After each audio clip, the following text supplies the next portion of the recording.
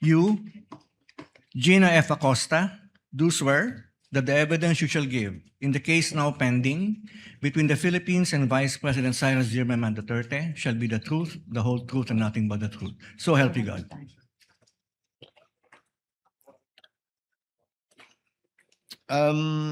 Ms. Gina, and also for the information of the council for the parties, we have on hand a nurse from the Senate and on call the doctors of the Senate. Given that in the last appearance of Ms. Gina before the House, I believe medyo tumaas po yung presyon ninyo. So we're just exercising some precautions with respect to this, but please try to be relaxed, ma'am. Attorney Ligutan, your witness.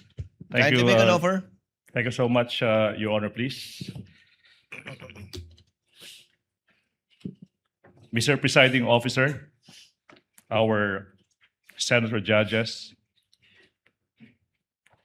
the prosecution presents the first hostile or hostile witness in this impeachment trial. The testimony of the first, we'll pronounce it at hostile, we're accustomed to hostile. Ang testimonya ng kauna-unahang hostile witness sa impeachment trial na ito is being presented to prove ang mga sumusunod. Layo ng prosecution ay presenta o iharap si Gina Acosta bilang isang hostile witness. Ibig sabihin, hindi po siya testigo pabor sa prosecution. Pangalawa, si Ms. Acosta ay nanunungkulan ngayon bilang Vice Presidential Staff Officer 6 sa Office of the Vice President. Pangatlo, siya ay nagsilbing Special Disbursing Officer or SDO ng Office of the Vice President noong taong 2022 at saka 2023. Pang-apat, siya rin ang nagsilbing SDO para sa confidential funds noon ni Mayor Sara Duterte sa Davao City mula taong 2019 hanggang 2022. Panglima, siya ang naging staff member sa Davao City Administrator's Office sa pagitan ng mga taong 2016 at 2022 at ng Davao City Budget Office sa panunungkulan noon ni Mayor Sara Zimmerman Duterte. Pang-anim, sa last quarter o huling 3 buwan ng 2022, ginastos ng OVP or Office of the Vice President ang halagang 125 million pesos na confidential funds sa loob lamang ng 11 araw sa ilalim at pamamahala at pangangasiwa ng Vice Presidente nang walang liquidation, nang hindi kumpleto o walang sapat na dokumento na nagpapatunay sa pagbabayad. Pang-7. Pang-8. Inatasan ng Vice Presidente ang witness na i-encash ang kabuuhang halaga na 500 million pesos or kalahating bilyon noong ika-20 ng Disyembre 2022, ika-6 ng Pebrero, ika-25 ng Abril, at ika-14 ng Hulyo 2023. I skip number 7, sorry. Sa tatlong 3 quarters ng 2023, ginastos ng OVP ang halagang 375 million na confidential funds sa ilalim ng pamamahala at pangangasiwa ng Vice Presidente nang walang liquidation, wastong liquidation rather, nang hindi kompleto or walang sapat na mga dokumento na nagpapatunay sa pagbabayad. Let's go to number 9. Ang lahat ng confidential funds na inilaan sa OVP ay na-withdraw in cold cash na nagkakahalagang kalahating bilyong piso noong December 20, 2022, February 6, April 25, at July 14, 2023. Pang-sampo, inutusan ni VP Sara na ibigay ang kabuuhang ₱500 million, 500 million pesos in cold cash sa security officer ng OVP na si Colonel Lachica na hindi isang accountable officer, isang paglabag sa batas. Sa Joint Circular 2015-01, Pang-11, ang ginagawang disbursements ng confidential funds sa ilalim ng Office of the Vice President. Ang ginawang disbursements ay maraming bahid o namumutakti sa pagsuway at paglabag sa Joint Circular 2015-01. 12, bigo ang respondent, Vice President, na maliquidate ang kabuuhang halaga na ₱500 million na pera ng bayan, 500 million pesos, alinsunod sa demand o kahingian ng Joint Circular 2015-01. Pang-13, dahil dito, maituturing na ginastos ng Vice Presidente sa pansariling gamit at kapakinabangan ang ₱500 million na pera ng bayan na confidential funds ng Office of the Vice President. Lastly, Your Honor, please, tutukuyin ng witness ang mga dokumentong may kaugnayan sa mga aligasyong nakasaad sa Articles of Impeachment. That's for the offer. Comment, Attorney Bacuel? Your Honor, for purposes number 2 and 3, we are willing to stipulate. We note that for purpose 3, this was already part of the admissions of the parties in the pretrial order. And it's contained in Part 1A, Item 2.8 of the pretrial order, Your Honor. For purpose number 4 and 5, as regards the confidential funds in Davao City and the position of the witness as SDO of Davao City, we would like to object on the ground of irrelevance, Your Honor, considering that for the simple reason that the confidential funds in Davao City are not part of the allegations in the articles of impeachment. So there's really no fact in issue to be proved by the testimony of the witness, Your Honor. And for all the other purposes, Your Honor, these are subject to cross-examination. What does Attorney Ligutan say with respect to counsel's stipulation to your second and third offer? The stipulation is well taken, Your Honor, please. So therefore, it is established na si Ms. Acosta ay ngayon nanunungkulan bilang Vice Presidential Staff Officer 6, saka nagsilbi siyang Special Disbursing Officer noong taong 2022 saka 2023. However, Your Honor, please, yung punto na walang relevance, yung naging pagsisilbi as SDO para sa confidential funds mula 2019 saka 2022, saka I think yun, di ba? Your Honor, please, we beg to disagree. It is very much relevant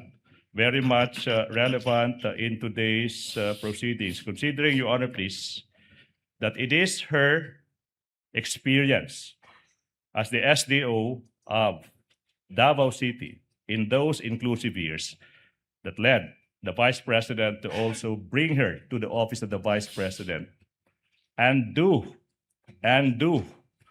the things they did in Davao City this time with the money of the office of the Vice President.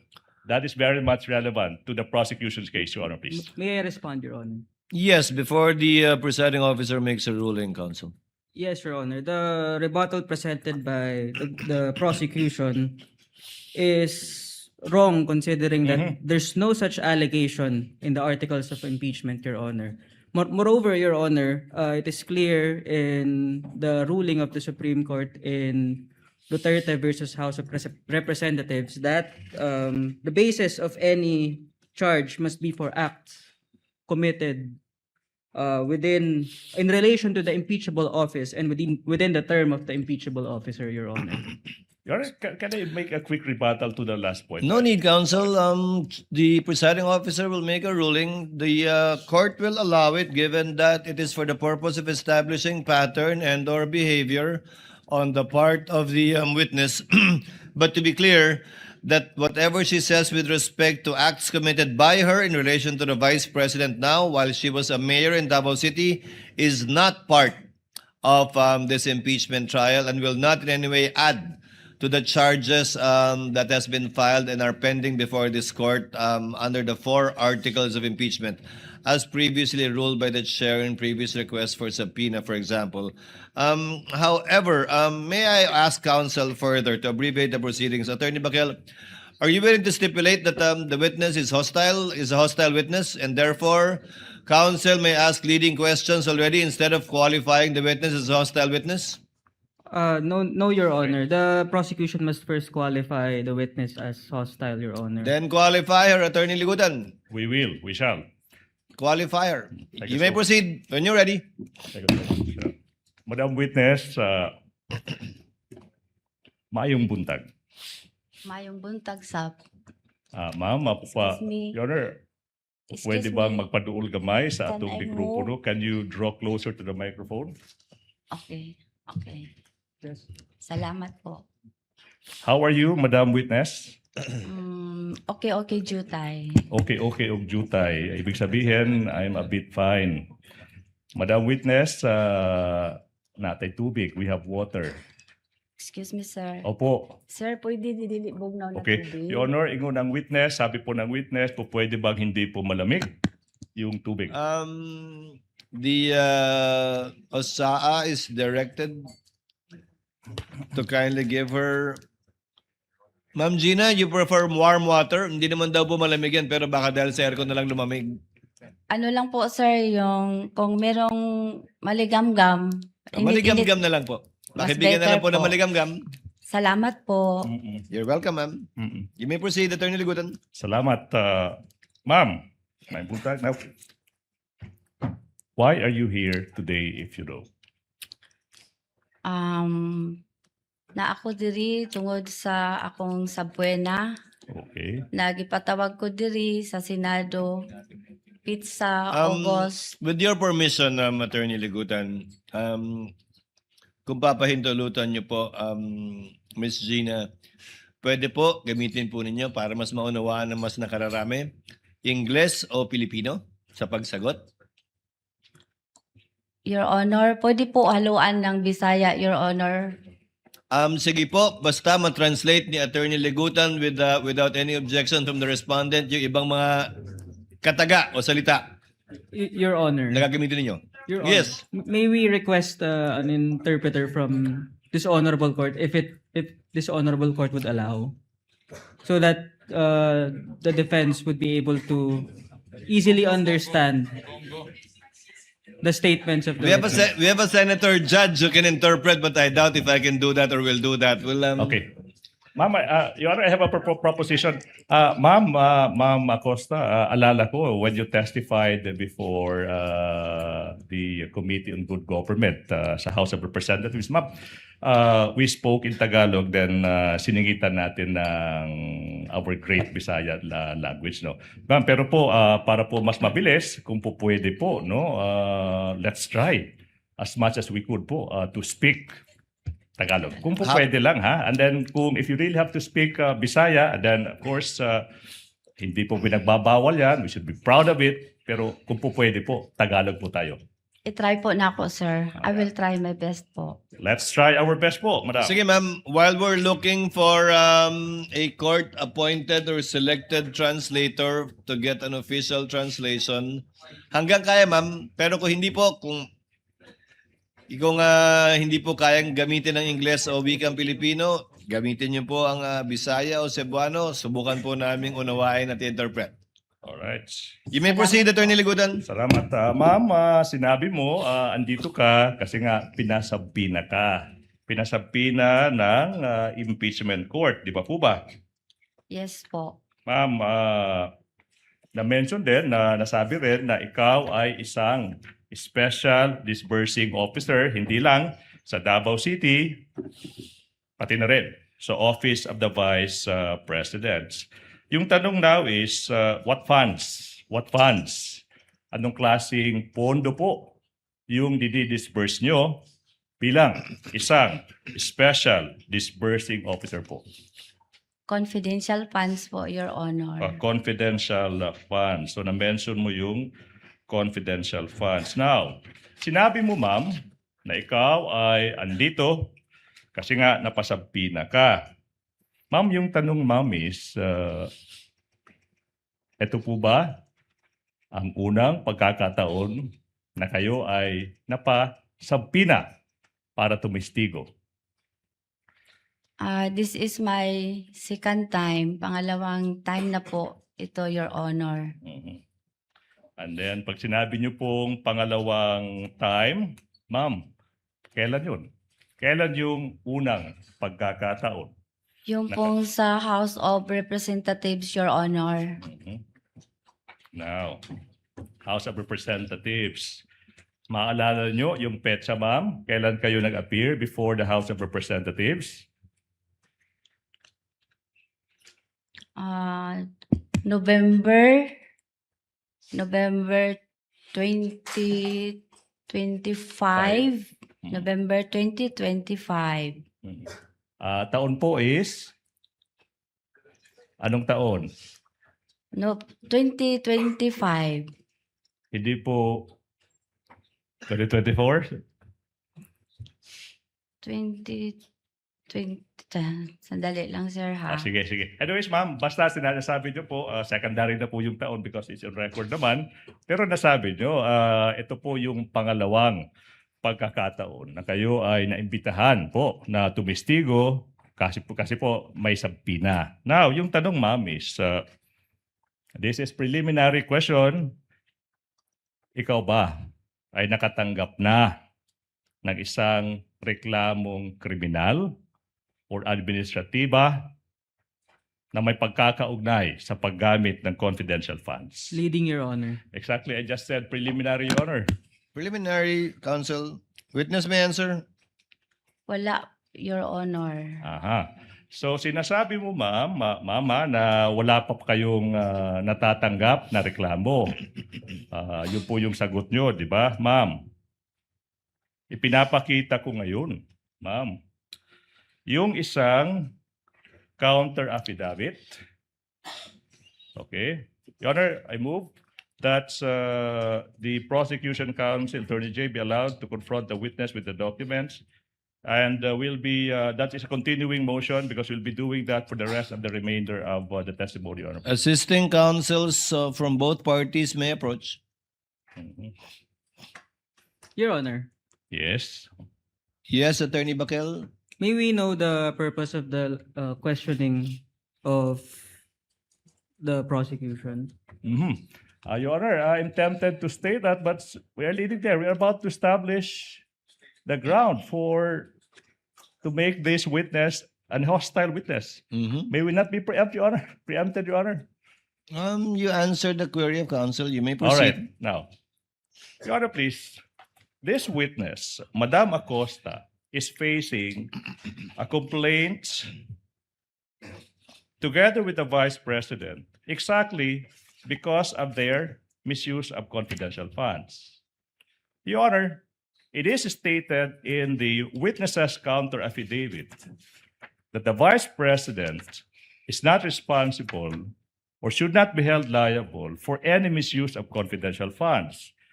Your Honor, that interest is directly adverse to the prosecution's case before this impeachment court. The prosecution seeks to prove otherwise, that this witness, that the Vice President rather, is responsible for the illegal disbursement of confidential funds. Therefore, if on one hand sinasabi ng testigo sa counter affidavit niya na walang pagkakasala yung Vice President sa maling paggamit ng confidential funds, that's on one hand.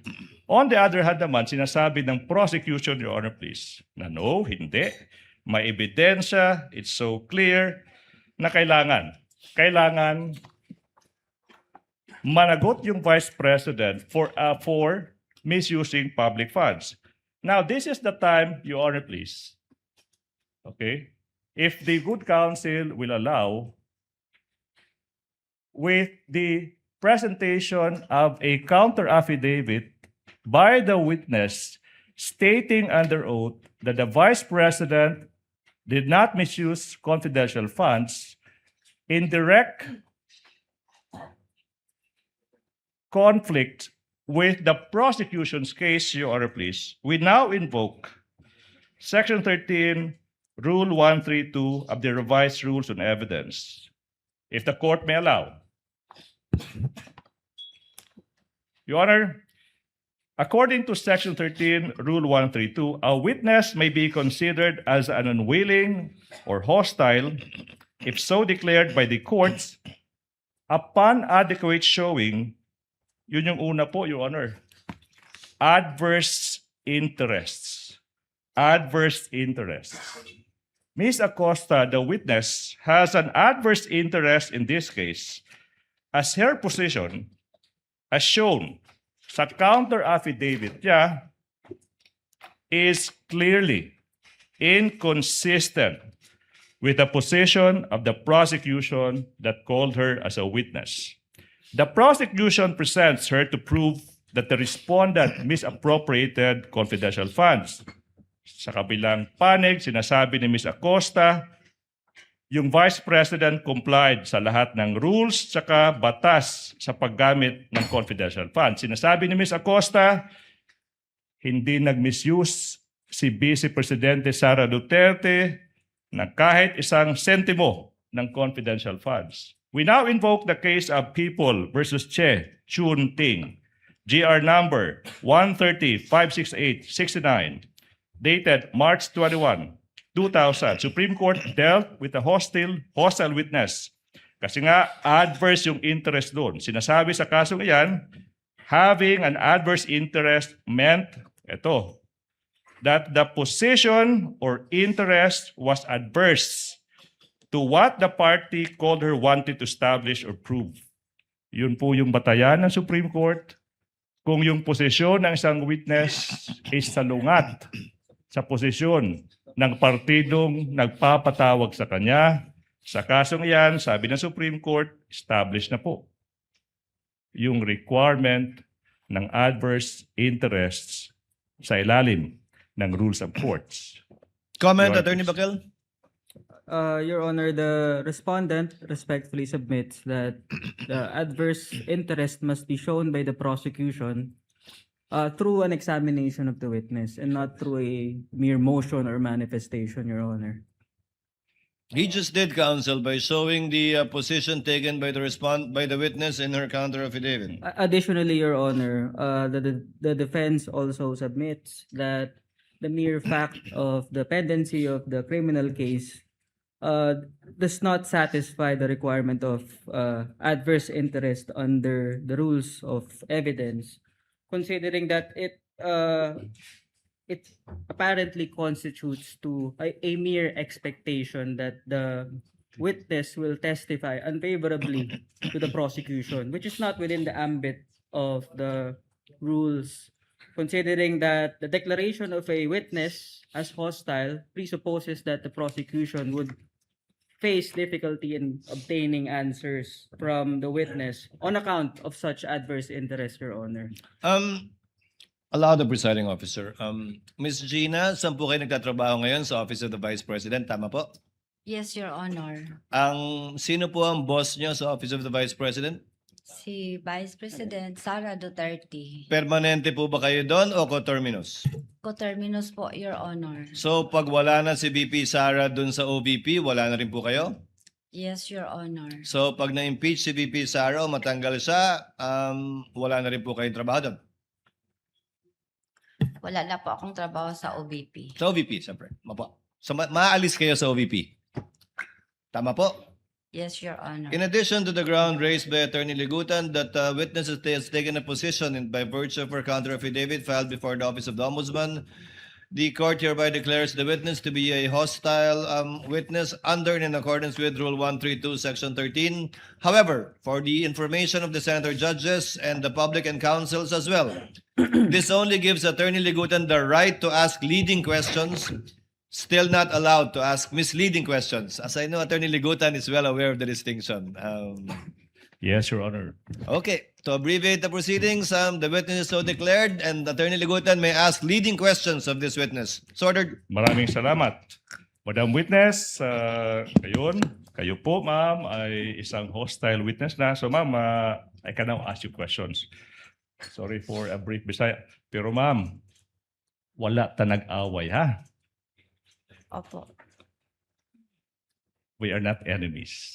Okay? Andito po tayo sa isang bagay lang. Ano yung totoo? Unsay tinuod, unsay kamatuoran. Let's proceed.